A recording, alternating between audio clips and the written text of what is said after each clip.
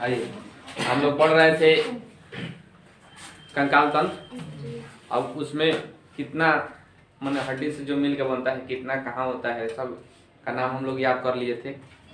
सब कोई याद कर लिया है ना? क्लास में ही बता दिए थे, याद हो गया है।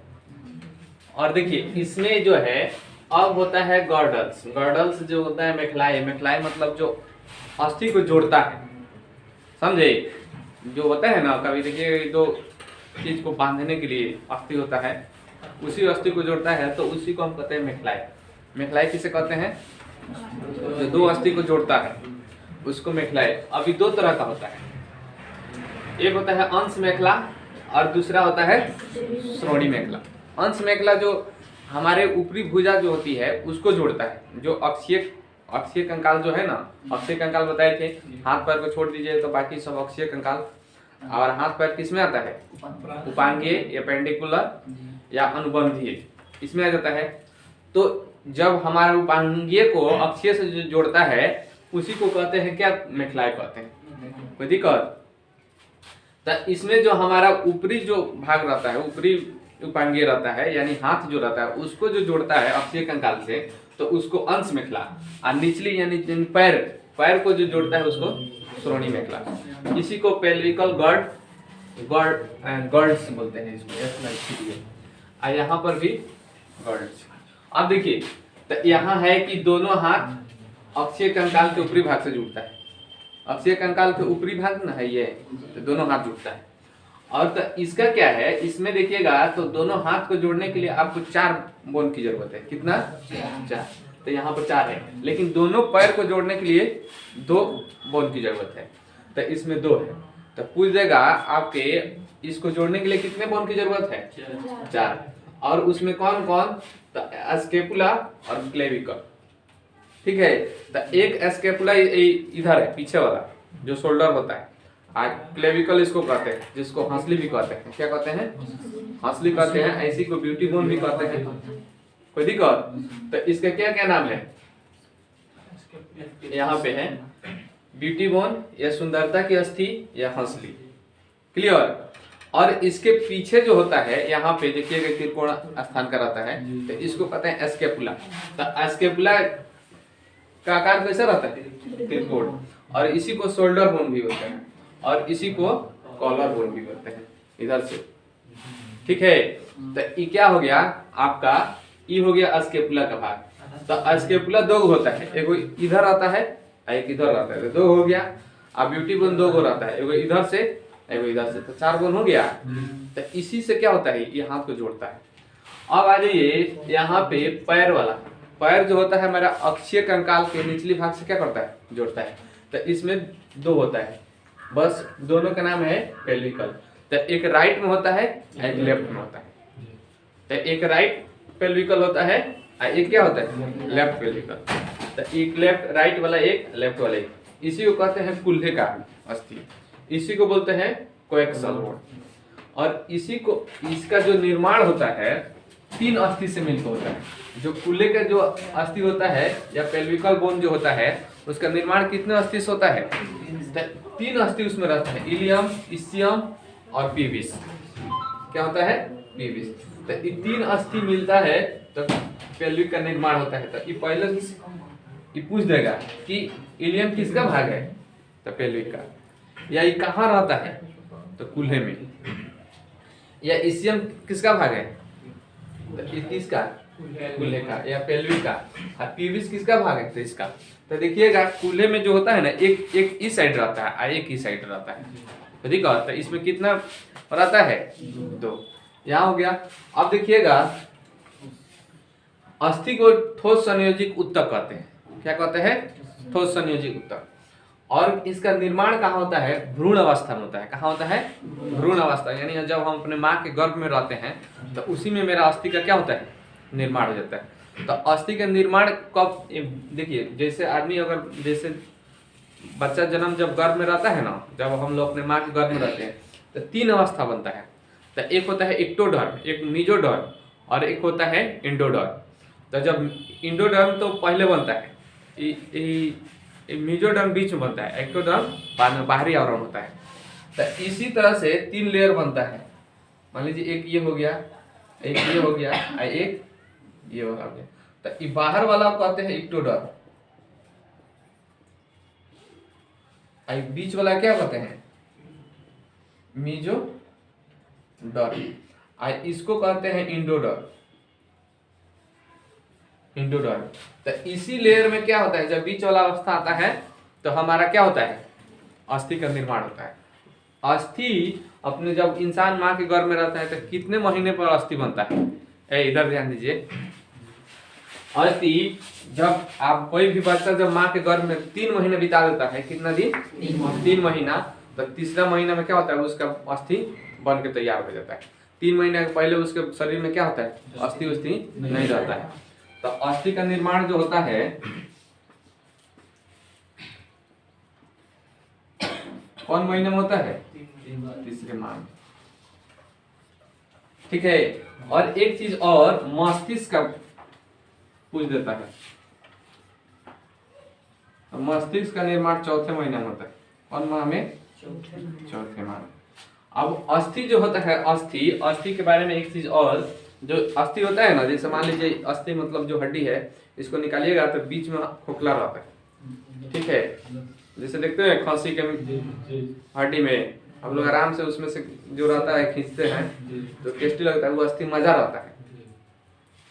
तो वैसे ही अस्थि मजा हम लोगों में भी है, समझ गए। तो वो अस्थि मज्जा का निर्माण कब होता है, तो अस्थि मज्जा का निर्माण जो होता है, अस्थि मज्जा जिसको बोन मैरो बोला जाता है, क्या बोला जाता है, बोन मैरो। तो उसका निर्माण 5वें महीना में होता है। क्या होता है, 5वें। इसी 5वें महीना में आहार नाल का भी निर्माण होता है। आहार नाल मतलब जो हम खाना खाते हैं, आहार नाल इससे पहले हम जो पढ़े थे, जो नहीं पढ़े होंगे जाके पीछे वाला वीडियो में पढ़ लेंगे, पूरे फुल डिटेल से बताया गया है। साथ में कैसे याद रखना है उसके लिए ट्रिक भी बता दिया गया है, खाली पढ़ाया नहीं गया है। तो उस आहार नाल का भी निर्माण कौन महीना में होता है, 5वें महीना में, कोई दिक्कत। और 7वें महीना में क्या होता है, उसका पूर्ण विकास हो जाता है। 7वें महीना में क्या होता है, किसी बच्चा का पूर्ण विकास होता है। देखिए कोई बच्चा 7 महीना पर जन्म लेता है तो उसको शीशा में रखा जाता है, तो पूरा पूर्ण विकास हो जाता है। 8वें महीना में या किसी का 7वें महीने में बच्चा हो जाता है, और नहीं तो 9वें महीने में क्या होता है, वो जन्म ले लेता है। तो अब यहाँ क्या हो गया, अस्थि मज्जा का निर्माण कब होता है, पूछ देगा। तो 5वें महीना में। या आहार नाल का निर्माण कब होता है, 5वें महीना में। और इसका मस्तिष्क का निर्माण कौन महीना में, और अस्थि जो होता है उसका निर्माण 3रे महीने में। और क्या इसमें जो है, और बारी बारी से सब क्या करते हैं बता देते हैं। एक अस्थि मज्जा के बारे में बता देते हैं। देखिए जब देखिएगा ना, हमारा जो अस्थि यहाँ से होता है इस तरह से होता है, खूब ध्यान से समझिएगा। जो इस तरह से अस्थि हो गया, तो इसमें क्या होता है, भीतर का कुछ भाग क्या होता है, खोखला होता है। क्या होता है, खोखला होता है। तो इसमें 2 तरह का होता है, अस्थि मज्जा 2 तरह का होता है, एक लाल अस्थि मज्जा, एक पीली अस्थि मज्जा। तो इसमें क्या होता है, यहाँ से बीच में कुछ यहाँ इस तरह का रहता है, तो इसको पीली अस्थि मज्जा कहते हैं। और इसके बीच में क्या होता है कि दोनों चारों तरफ लाल अस्थि मज्जा रहता है। तो पूछ देगा पीली अस्थि मज्जा कहाँ रहता है,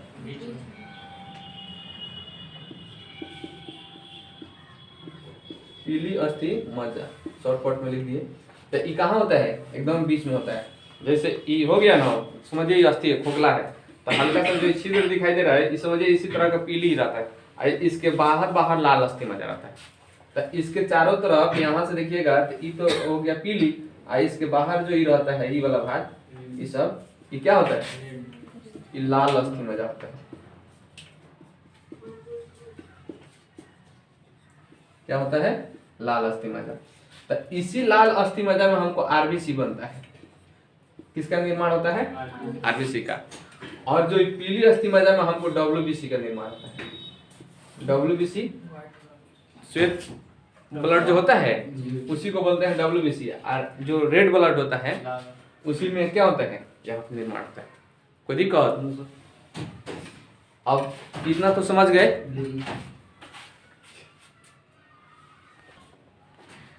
देखिए एक बार इसको रिवीजन कर लेते हैं। जो हमारे हाथ को जोड़ता है उसको क्या बोलते हैं? Pectoral girders. क्या बोलते हैं? इसको हिंदी में क्या बोलते हैं? इसमें दो अस्थि होती है, कौन कौन? स्कैपुला और सामने वाला कौन होता है? क्लेविकल। और पीछे वाला? सामने वाला क्लेविकल। और देखिएगा श्रोणी मेखला में दो होता है, तो कौन कौन होता है? एक पेल्विक, माने एक पेल्विक होता है, एक दाहिने वाला, एक बाएं वाला। कौन होता है? उसके बाद ब्यूटी बोन किसको बोलते हैं? हंसली को या किसको? क्लेविकल को। क्लेविकल को क्या बोलते हैं? Beauty bone. स्कैपुला को शोल्डर बोलते हैं या त्रिकोणाकार कराते हैं। क्लियर? अब देखिए आपका जो पेल्विकल जो होता है तीन गो से बना होता है, इलियम, इसियम और पीविस। कौन? कौन? चलिए ठीक।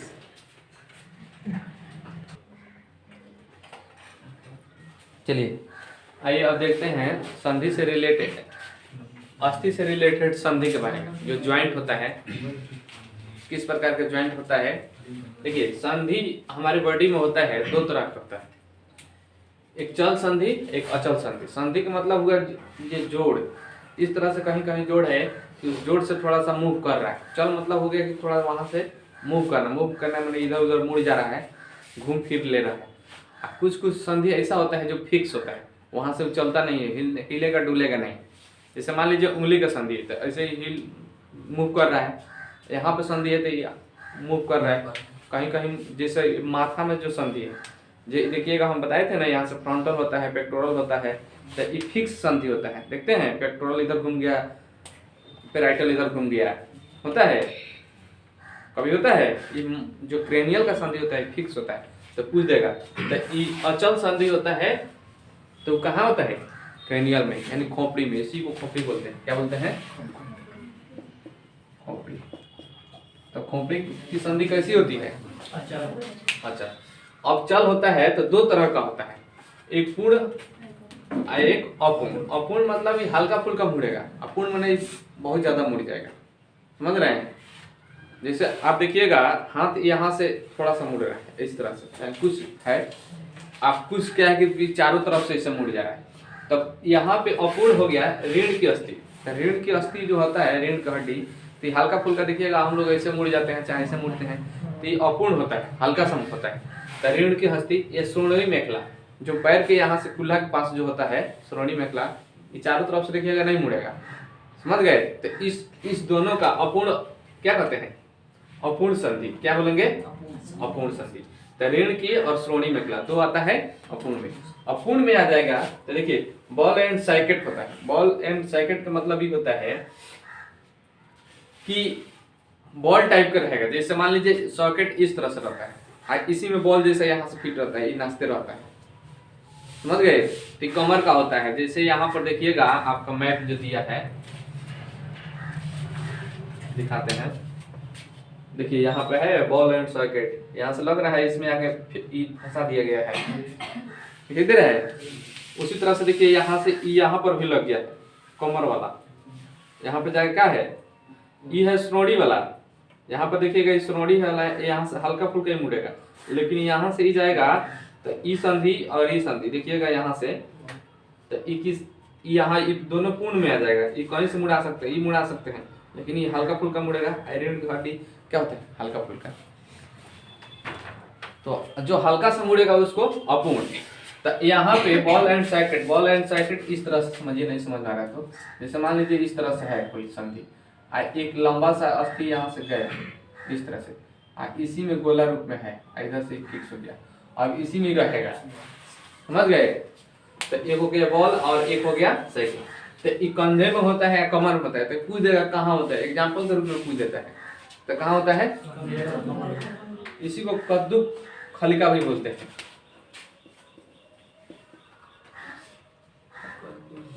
कंदुक खलिका संधि। तो बॉल एंड सॉकेट को क्या बोलते हैं? कंदुक खलिका संधि।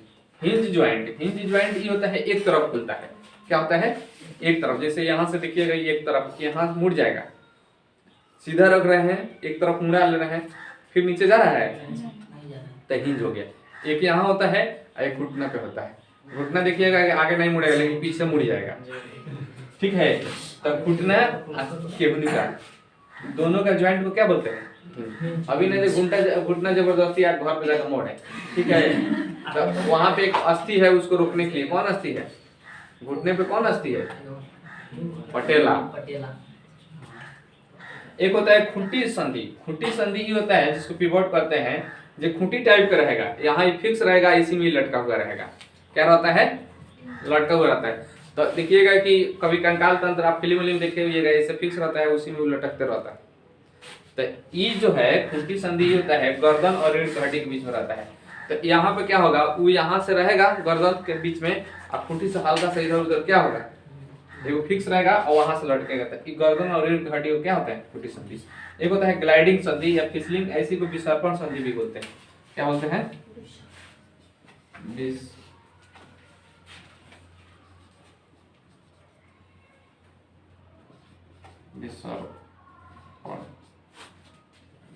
फ्रेश नहीं आ रहा है,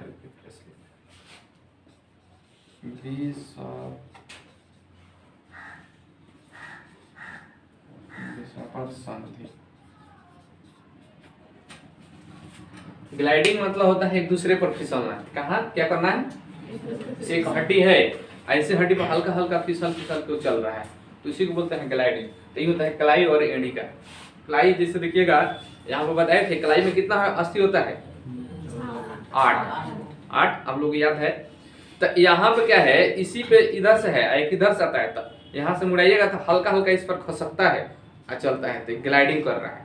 क्या कर रहा है? ग्लाइडिंग। ये अस्थि तो फिक्स है, यहाँ आया तो इधर दब गया, इधर से थोड़ा सा हट गया, फिर इधर गया, तो हल्का हल्का, ये नहीं जब फिसला दें जिस तरह से हम लोग बच्चा में ऊपर से फिसलते तो उस तरह से नहीं, ये हल्का आता है। इसको ग्लाइडिंग संधि या फिसलन संधि या विसर्पण संधि। तो ये कहाँ होता है? कलाई में। जिस तरह से कलाई होता है उसी सेम काम एड़ी में हो रहा है।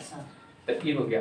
एक होता है बस सैडल संधि, तो अंगूठे के संधि को कहते हैं। तो सैडल इसी को बस ऐसे ही याद रखना है, एग्जांपल के रूप में पूछ देता है, इसमें कुछ खास नहीं है। तो यहाँ हो गया। अब आ जाइए, यहाँ कुछ इंपॉर्टेंट चीज बता देते हैं अस्थि से संबंधित।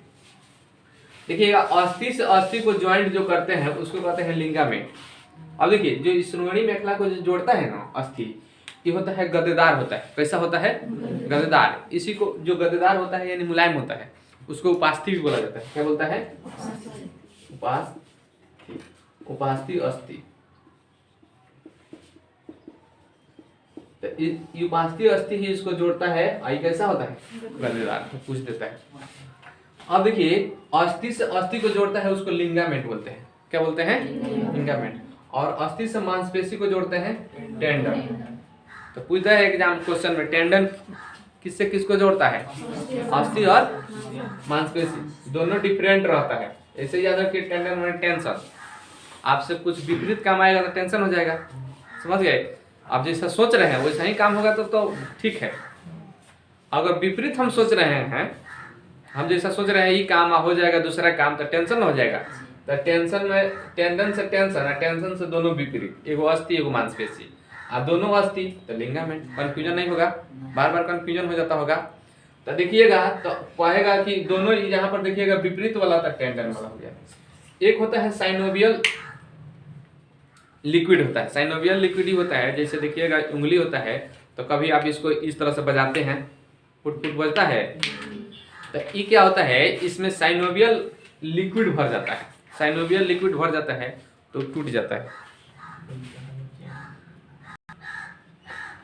देखिए, साइनोवियल जो होता है, जो हमारे दो ज्वाइंट होता है ना, जहाँ अस्थि का ज्वाइंट होता है उसमें कुछ लिक्विड भर जाता है, और वही लिक्विड जो उसी लिक्विड को जो कार्बन डाइऑक्साइड और नाइट्रोजन गैस जो रहता है इसी के रूप में रहता है, कार्बन डाइऑक्साइड और नाइट्रोजन के रूप में जो रहता है साइनोवियल, पूछ देगा किसका किसका बना होता है, तो कार्बन डाइऑक्साइड और नाइट्रोजन का, तो वही इसमें भर जाता है। तो उसी से जो भर जाता है तो कार्बन डाइऑक्साइड, तो देखिएगा कभी कभी हल्का हल्का दर्द करने लगता है, तो उसको बजा दीजिएगा तो आराम से रिलैक्स फील होता है, तो ये कार्बन डाइऑक्साइड वहाँ से फूट जाता है। हालांकि इससे हानि है, ये नहीं बजाना चाहिए, समझ गए। लिक्विड खराब हो जाएगा, ये क्या होता है, ये यहाँ पर लगा रहता है तो ये क्या करता है, इसको फिसलन करने में सुविधा देता है। अब फूट जाएगा तो फिसलन करने में सुविधा, जिस तरह से देखते हैं कोई चीज रहता है ग्रीस व्रीस जो या कोई लुब्रिकेंट किसी चीज़ पर लगा दिया जाता है तो आराम से हटा दिया जाए तो घर्षण करने लगेगा। तो हालांकि नहीं बजाना चाहिए, लेकिन लोग बजाते हैं। अब देखिए इसके विकास में, जो अस्थि के विकास में विटामिन डी का मेन इंपॉर्टेंट होता है। तो पूछ देगा कौन विटामिन डी। हार्मोन में पूछ देगा पैराथो हार्मोन, क्या होता है पैराथो हार्मोन। हार्मोन में भी पूछ देता है कौन हार्मोन, पैराथो हार्मोन। एक होता है कमी से कौन बीमारी होता है, रिकेटस, ड्राइनेस, इसी को सूखा रोग भी बोलते हैं। इस बोलते हैं क्या, सूखा रोग। तो सूखा रोग भी इसी को बोलते हैं। तो ये बच्चा में होता है, किसमें होता है, बच्चा में। तो अगर ये सब क्या होता है, अस्थि कमजोर हो जाता है बच्चा में, तो बच्चा को रिकेटस, ड्राइनेस या सूखा रोग होता है। वयस्क में इसको बोलते हैं ऑस्टियोमिलेसिस। क्या बोलते हैं, ऑस्टियोमिलेसिस। तो ये वयस्क में बीमारी होता है। अगर वयस्क में जो होती है, जैसे बूढ़ा लोग हो जाता है या तो उसी में उसकी बीमारी को ऑस्टियोमिलेसिस बोलते हैं। और ये जो अस्थि हमारा जो बना रहता है कैल्शियम फास्फोरस का बनाता है, जिसको कैल्शियम फास्फेट भी कहा जाता है, ठीक है। तो और ऊपर और का अस्थि होता है बहुत चमकदार होता है। देखिएगा कि रात में आप कभी शमशान घाट से जाइएगा तो देखिएगा कि कोई किसी को अगर जलाया है लोग, तो उसमें से थोड़ा थोड़ा कोई अस्थि बन जाता है, तब वो बहुत चमकता है, समझ गए।